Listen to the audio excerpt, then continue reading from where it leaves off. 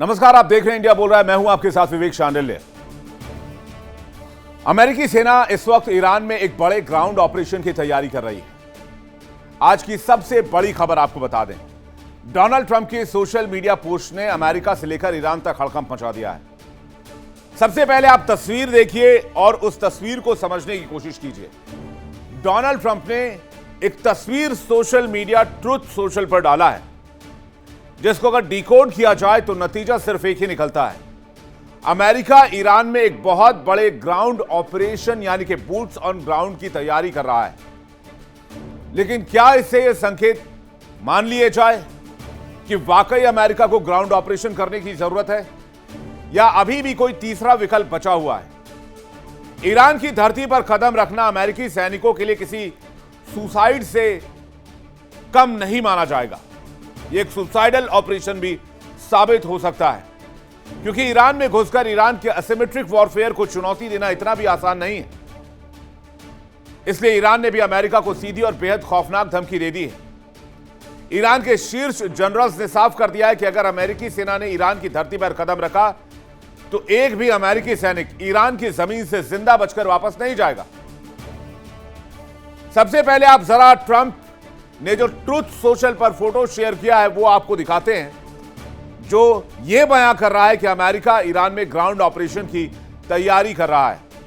अपने आप को एक एक्शन हीरो लुक में दिखा रहे हैं ट्रंप इस पोस्ट में। ऊपर उन्होंने टैगलाइन दिया है, नो मोर मिस्टर नाइस गाय। हाथ में उनके क्लाशनिकोव ऑटोमेटिक मशीन गन आप देख सकते हैं। इसके अलावा पीछे जो है वो पहाड़ी इलाके दिखाए गए हैं, जैसे जाग्रोस माउंटेन रेंज हो या कोई ईरानी पर्वत श्रृंखला हो। उसके अलावा अमेरिका के राष्ट्रपति अपने आप को ईरान के ग्राउंड जीरो पर दिखा रहे हैं। मतलब अमेरिकी सैनिक ग्राउंड जीरो पर उतरने की तैयारी कर रहे हैं। और ऊपर टैगलाइन में साफ साफ लिखा हुआ है, नो मोर मिस्टर नाइस गाय। मतलब क्या है? मोटे मोटे में अक्षरों में लिखना, नो मोर मिस्टर नाइस गाय, यानी अब मैं शरीफ नहीं बनूंगा या कोई सीधा साधा इंसान बनकर नहीं रहूंगा। यह मुहावरा ईरान से तनाव के बीच बेहद आक्रामक है और बहुत सख्त रुख का संकेत दे रहा है। सबसे इंपॉर्टेंट यह कि इसमें जहां पर डोनाल्ड ट्रंप आपको नजर आ रहे हैं वो इलाका ईरान का दिख रहा है और ऊपर साफ साफ लिखा हुआ है, नो मोर मिस्टर नाइस गाय। ट्रंप का पोशाक देखिए, ट्रंप ने अपना सिग्नेचर ब्लैक सूट पहना हुआ है, जैसे कि कमांडोज पहनते हैं या फिर सीक्रेट सर्विस के एजेंट्स पहनते हैं। व्हाइट शर्ट, ब्लैक टाई और एविएटर सनग्लासेस पहने हुए हैं, जैसे कि हॉलीवुड फिल्मों में एक्शन हीरो को दिखाया जाता है, जो अकेला ही दुश्मन को मार गिराता है। डोनाल्ड ट्रंप के हाथ में एक अत्याधुनिक मशीन गन है। मतलब यह कि ग्राउंड ऑपरेशन की तैयारी पूरी कर ली गई है। बैकग्राउंड में ईरान के पहाड़ी इलाके दिखाए जा रहे हैं, जहां ईरान के बड़े पैमाने पर, ईरान के बड़े हिस्से पर आग और धमाके को दिखाया गया है।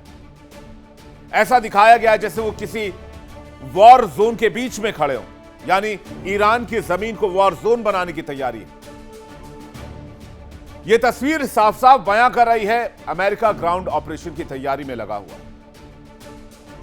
इस ग्राउंड ऑपरेशन की सुगबुगाहट अचानक इतनी तेज क्यों हो गई? दरअसल 28 फरवरी 2026 को जब अमेरिका ने ईरान पर हमला किया और तब से लेकर अब तक हजारों मिसाइलें दागी, लेकिन ईरान का इससे बाल बाका नहीं हुआ, बल्कि ईरान ने पलटवार करके मिडिल ईस्ट में अमेरिका की खटिया खड़ी कर दी और बची खुची साख मिट्टी में मिला दी। और अब अमेरिका इसका बदला चाहता है। अमेरिका ईरान के रेजिम को किसी भी कीमत पर बदलना चाहता है।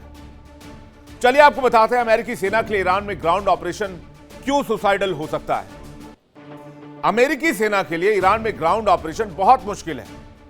पिछले 6 महीने की जंग में अमेरिकी हथियार भंडार खाली है। लगातार तैनाती की वजह से सैनिक थकान से चूर हैं। रिपोर्ट के मुताबिक यूएस सैनिकों की मानसिक हालत भी ठीक नहीं है। यूएसएस अब्राहम लिंकन पर तैनात यूएस सैनिक इसके बड़े उदाहरण है, जो सुसाइड करने तक तैयार थे, जिनकी आपसी झड़प भी हुई थी। और यूएसएस अब्राहम लिंकन की जगह यूएसएस जॉर्ज वाशिंगटन युद्ध में तैनात करने की तैयारी की गई। ऐसा लग रहा खाड़ी जंग में हार देखकर बौखलाए ट्रंप अपने सैनिकों की जान की परवाह नहीं करने वाले। डोनाल्ड ट्रंप को किसी भी कीमत पर ईरान की जमीन चाहिए, ईरान की सत्ता चाहिए।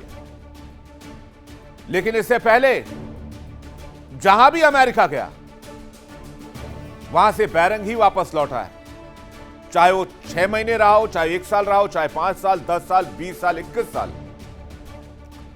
लेकिन अमेरिका को एक बात जान लेनी चाहिए कि ईरान का भूगोल पूरी तरीके से अलग है। ईरान चारों तरफ से ऊंचे और बेहद दुर्गम पहाड़ों से घिरा हुआ है। इन पहाड़ों में भारी अमेरिकी बख्तरबंद गाड़ियां और टैंक फंस कर रह जाएंगे।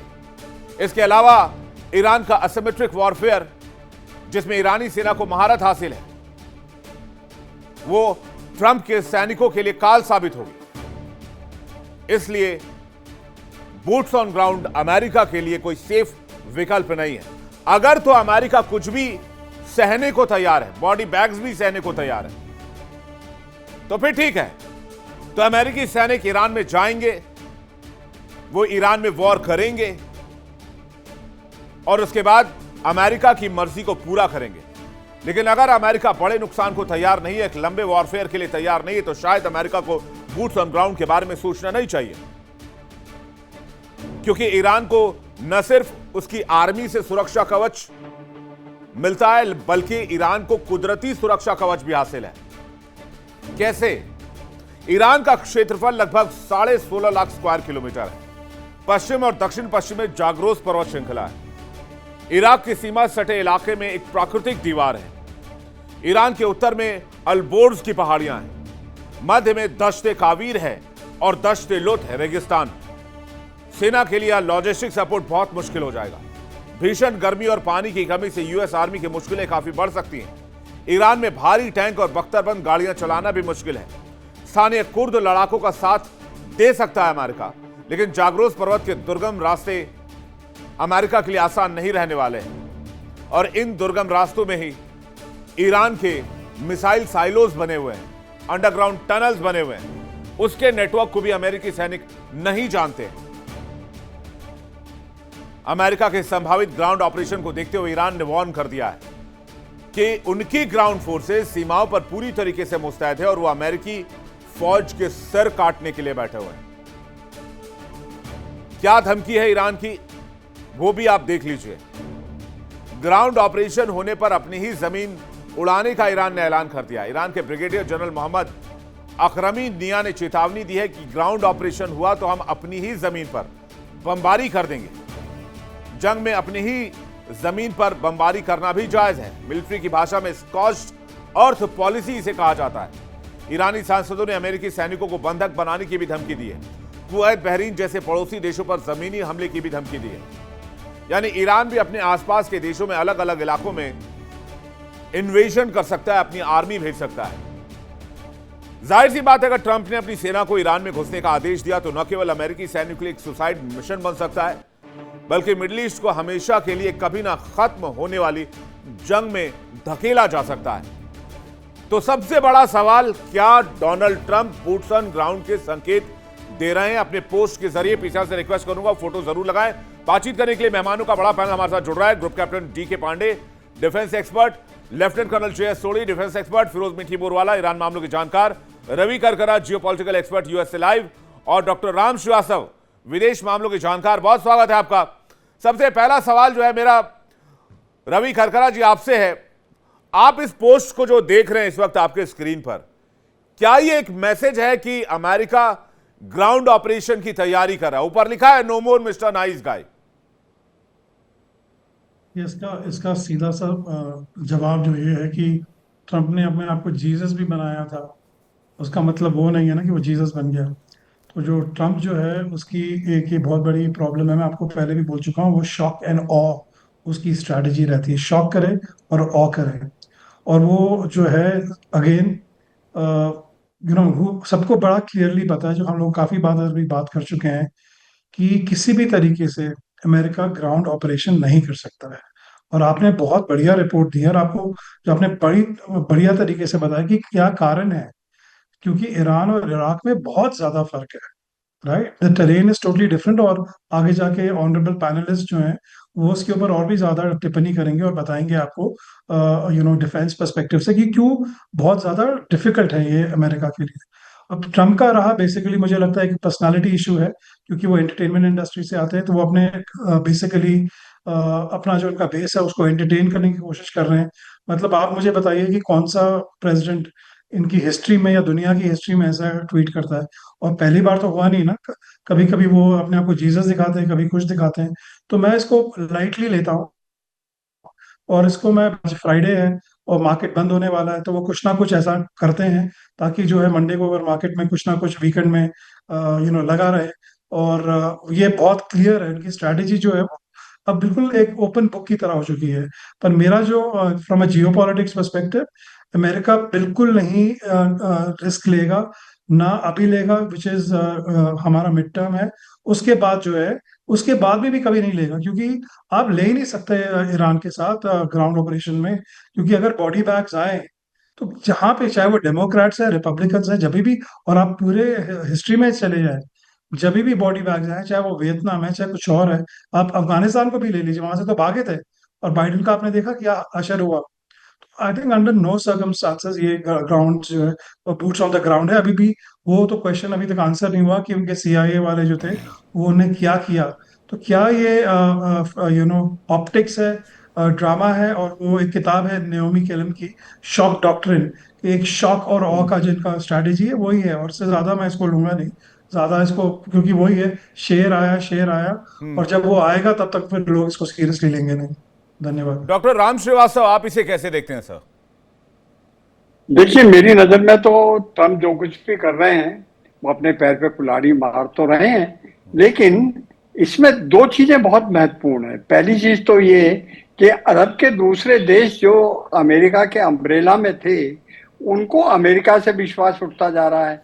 जो अमेरिकन आर्मी, अमेरिकन पॉलिटिशियन और पेंटागन कभी सहन नहीं करेगा। और अपनी इज्जत बचाने के लिए जरा देखिए, द्वितीय विश्व युद्ध में क्या हुआ था। जैसे ही पर्ल हार्बर पर जापान के सुसाइडल विमानों ने अटैक किया था, उन्होंने उसका एटम बम का उपयोग किया और जापान को घुटनों पर ला दिया। मुझे तो शंका ये लग रही है कि अपनी इज्जत बचाने के लिए अब अमेरिका के पास सिर्फ एक ही रास्ता बचा है, वो न्यूक्लियर आर्सेनल का उपयोग करके ईरान पर अगला अटैक कर सकते हैं। लेकिन वो न्यूक्लियर आर्सेनल कौन से होंगे, क्या होंगे? क्या हिरोशिमा नागासाकी जैसे होंगे? जी नहीं, बिल्कुल नहीं होंगे। जो स्ट्रेटेजिक न्यूक्लियर वेपन्स हैं उनका उपयोग करके वो निश्चित रूप से गल्फ ऑफ हार्मोज पर कब्जा करने की कोशिश करेंगे। और रहा सवाल ये, बूट ऑन ग्राउंड उतारने की उनको जरूरत नहीं पड़ेगी। वो इस काम के लिए दूसरे अपने जो देश हैं उनका उपयोग करेंगे, जैसे इजराइल का उपयोग करेंगे। और दूसरे, इस समय एक बहुत महत्वपूर्ण चीज जो बताई गई है वो ये है कि अब्राहम लिंकन के ऊपर जिस तरह से वहां के जवानों ने सुसाइड करने की कोशिश की थी, उससे उनकी जो मॉरल है वो बताता है कि बूट्स ऑन ग्राउंड जो है सक्सेसफुल नहीं होने वाला है। मेनलैंड पर नहीं करेंगे, पर फिलहाल फोकस जो करेंगे वो निश्चित रूप से स्टेट ऑफ हॉर्मुज पर होगा। और उन्होंने एक इशारा और दे दिया है कि जो ओमान ने समझौता किया ईरान के साथ, तो ओमान पर भी वो अटैक कर सकते हैं।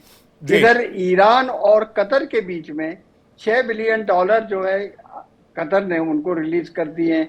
वह थोड़ी शांति सी नजर आती है। लेकिन एक बात अपनी जगह बिल्कुल सही है, ईरान का ये कहना कि जो लोग भी, जो आर्थिक प्रतिबंध लगाया है अमेरिका ने, उस आर्थिक प्रतिबंध में जो देश भी मदद करेंगे उनको वो अपना दुश्मन मानेगा। इसलिए ये चेतावनी कोई सामान्य नहीं है, काफी बड़ी है। और यही एक कारण है कि अब अमेरिका के लिए सिर्फ एक ही विकल्प बचा है, या तो अपना बोरिया बिस्तर बांधकर अरब से हमेशा के लिए चले जाएं, या अपने स्ट्रेटेजिक नहीं, तो आपका ये मानना है कि करके बूट्स ऑन ग्राउंड का विकल्प यूएस के पास नहीं है? अमेरिकी राष्ट्रपति बस फ्लेक्स कर रहे हैं। डीके पांडे सर, आपको भी ऐसा लगता है?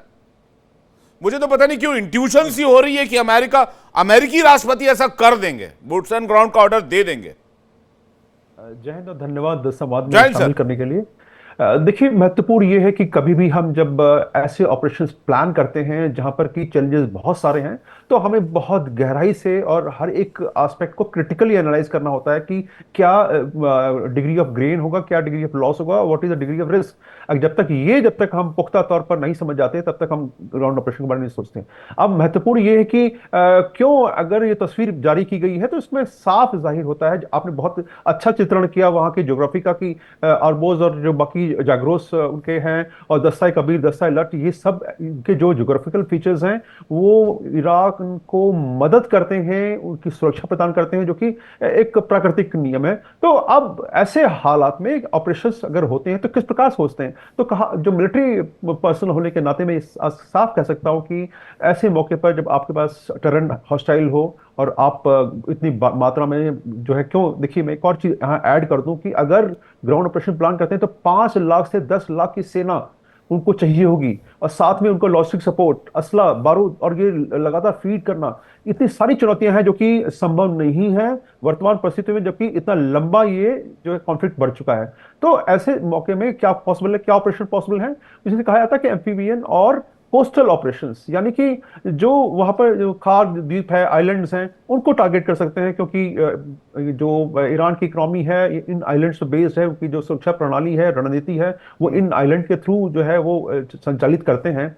तो ऐसे हालात में इन पर अटैक किया जाता है, और उसके लिए आप ड्रॉप कर सकते हैं, पैराट्रूपर्स गए, ग्राउंड ऑपरेशंस इस फॉर्म में कर सकते हैं कि गए और वहां पर जो न्यूक्लियर साइट्स हैं, रडार साइट्स हैं, मिसाइल असेंबली साइट्स हैं, ये जहां पर लॉन्च पैड्स हैं उनको जो है वो टारगेट कर सकते हैं, और वहां पर जो है लोग हैं उनको जो है धराशायी कर सकते हैं, और अगले चरण पर बढ़ सकते हैं। लेकिन आप ऑब्जेक्टिव आपका क्या है, क्या इन सब करने से वो हासिल हो जाएगा जो आप सोचते हैं, जो आपने मिलिट्री ऑब्जेक्टिव तो हो जाएंगे, लेकिन आपका जो डिप्लोमेटिक और जो लॉन्ग टर्म कॉन्फ्लिक्ट का जो ऑब्जेक्टिव है, क्या उसको हासिल कर पाएंगे। ऑब्जेक्टिव क्या था कि जो ईरान है उसके पास न्यूक्लियर बॉम्ब नहीं होना चाहिए। दूसरा, स्ट्रेट ऑफ हॉर्मुज, महत्वपूर्ण, कि वो उस पर पूर्णतः कंट्रोल जो है वो पूरे विश्व का होगा, यानी कि मैं विश्व इसलिए बोल रहा हूं कि आप फ्रीली मूवमेंट कर पाएंगे वहां पर, सारे जहाज कमर्शियल या नॉन कमर्शियल जो भी एलिमेंट है वो जैसे पहले मूव करते थे उसके हिसाब से मूव करेंगे। तो ये अमेरिका के ये 3 मुख्य कारण थे कि इस पर जो है वो करेगा। और साथ में सोचिए चैलेंजेस कितने सारे हैं। अभी रिपोर्ट जो आई है उसमें कहा जा रहा है कि 3-4 जो एनालिसिस किए गए कि भाई अमेरिका की जो आर्थिक स्थिति है वो उनको अनुमति नहीं देती है कि वो युद्ध को और बढ़ाएं। तो सोचिए ग्राउंड ऑपरेशन से बहुत बहुत ही खर्चीला एक ऑप्शन है उनके लिए। और आपने जो इतने सारे बॉम्ब किए, इतनी बॉम्बिंग की, इतने अटैक किए, आप क्या वो हासिल नहीं कर पाए जो चाहते थे। अब एक और चीज, ऐसा दुस्साहस क्यों, मैं दुस्साहस इसलिए कर रहा हूं कि एक मिलिट्री पर्सनल जो है वो नहीं सोचेगा कि इन विपरीत परिस्थितियों में आप ऑपरेशन आसानी से करें, क्योंकि ऑलरेडी इतना लंबा पीरियड जा चुका है। अब ये अगर दिमाग में आता है कि ग्राउंड ऑपरेशन पॉसिबल है, तो वो लोग सोचते हैं कि 2003 में जो इराक में हुआ था वैसा ऑपरेशन पॉसिबल होगा। लेकिन इराक में और ईरान में बहुत अंतर है। ईरान जो है इराक से लगभग 3 से 4 गुना बड़ा है।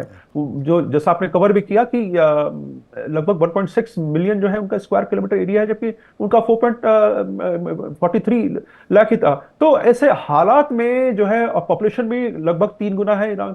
तो आप पास, और जो जो जो वॉरफेयर है महत्वपूर्ण हिस्सा, वो कन्वेंशनल वॉरफेयर थी और बहुत लिमिटेड सेंट्रलाइज्ड डिफेंस था। जबकि ईरान ने ये सिद्ध कर दिया कि किस प्रकार से वो एसिमेट्रिक वॉरफेयर में बहुत आगे जा चुका है, और अपने ड्रोन की मदद से और जो मिसाइल्स के और ब्लास्टिंग मिसाइल्स की हेल्प से उसने जो है वो इलाके टारगेट किए हैं जो कि संभावित नहीं थे। 4,000 किलोमीटर की रेंज उन्होंने हासिल की। तो बताता है कि उनका कैपेबिलिटी है। तो इतना आसान नहीं है ये एक ग्राउंड ऑपरेशन करना, या अगर एयर ऑपरेशन में प्लान करते हैं तो ऑब्जेक्टिव क्या है, आप इतने दिन तक इतने कर चुके हैं। तो महत्वपूर्ण यह है कि आप एक सेफ और एक रेस्पेक्टफुल एग्जिट चाहते हैं, सम्मानपूर्वक इस इलाके से जाना चाहते हैं, क्योंकि नवंबर का पहला सप्ताह बहुत नजदीक आ रहा है जहां पर कि उनको जो कूटनीतिक और राजनीतिक चुनौतियों का सामना करना पड़ेगा। तो ऐसे समय में वो ये एक माहौल है, जो तस्वीर है वो एक नैरेटिव है, एक उनके बताने का प्रयास है कि हम पूरी तरह से लड़ाई के लिए तैयार हैं और हम तैयारी कर रहे हैं। और क्योंकि बैकडोर जो कम्युनिकेशन की बात है, मैं अपना आखिरी पॉइंट ऐड करना चाहूंगा कि हमने देखा कि मियां मुनीर जो है वो काफी जो है चहलकदमी करते हुए इधर से उधर गए और हालांकि कुछ नहीं हुआ। तो वो भी साफ इंगित करता है कि बैकडोर कम्युनिकेशन के रास्ते भी खुले रखे गए हैं। कतर अपने तरीके से कोशिश कर रहा है और बाकी देशों के थ्रू भी ये उपाय किया जा रहा है। किस प्रकार, यहाँ तक कि हमने देखा कि रेडक्लिफ जो है वो गए मॉस्को और पुतिन से भी बात की जा रही है कि देखिए पुतिन के जो मुलाकात का मुख्य कारण क्या है? मुख्य कारण ये है कि ईरान ने उन स्थानों पर बिल्कुल अचूक निशाना लगाया जो कि अमेरिकी CIA और उनके सेंट्रकॉम के हब सेंटर्स थे। तो ऐसी एमिंग तभी पॉसिबल है जब उसको बाहरी लोग हेल्प कर रहे हैं, और ऐसी तकनीकी केवल रशिया के पास है। तो वो भी एक बताता है कि अमेरिका चाहता है कि शांति स्थापित हो। जब शांति में बोल रहा हूं तो वो सेफली रेस्पेक्टफुल तरीके से बाहर निकले, क्योंकि शांति तभी आएगी जब दोनों पक्ष जो हैं वो विन विन सिचुएशन में आएंगे। देखना होगा, वक्त बताएगा कि किस प्रकार से शांति की बात तो कोई कर ही नहीं रहा सर। पांडे सर, सबसे बड़ी प्रॉब्लम यही है, और जिस तरह के फोटोज ट्रम्प डाल रहे हैं, मुझे लग रहा है उनका पूरा का पूरा प्लान है कि वो इन्वेजन करेंगे। सोली सर और फिर फिरोज सर आपके पास आऊंगा। सोली सर। जय हिंद विवेक जी। जय हिंद सर। ये मेरा सौभाग्य कि मैं आपके न्यूज चैनल पर हूं और विख्यात को पैलेस के साथ हूं। ट्रंप को नोबेल पुरस्कार मिले ना मिले, उसे ऑस्कर बेस्ट अवार्ड जरूर देना चाहिए, क्योंकि जिस तरह से ट्रंप दुनिया का मनोरंजन कर रहे हैं, वाकई में वो ऑस्कर अवार्ड के तो हकदार हैं। विवेक जी, ट्रंप प्रशासन बहुत अच्छा नूरा कुश्ती भी जानते हैं, वो रिंग में बहुत अच्छी नूरा कुश्ती भी करते हैं, वो लड़ चुके हैं। आप उनके कुछ यूट्यूब पे वीडियो सर्च करेंगे तो आपको वो दिखेगा। कुछ जमाने पहले उनकी बड़ी दिलचस्पी हुआ करती थी। तो एक नूरा कुश्ती का भी कुछ एग्जांपल होगा तो वो भी दे दीजिएगा थोड़ी sir please. Thank you. Vivek ji, Trump प्रशासन 3 लोगों को कभी वीजा नहीं देगा अमेरिका आने के लिए। एक आपको, मेरे को, फिरोज जी को, क्योंकि हम सच बोलते हैं, तथ्यों के साथ बोलते हैं, और यही चीज ट्रंप को नापसंद है। देखिए इंडिया डेली 24/7 अब आपकी स्मार्ट टीवी पर। इंडिया डेली मौजूद है सभी डिजिटल प्लेटफॉर्म पर लाइव और लगातार। इंडिया डेली 24/7 हर दिन राष्ट्र को समर्पित।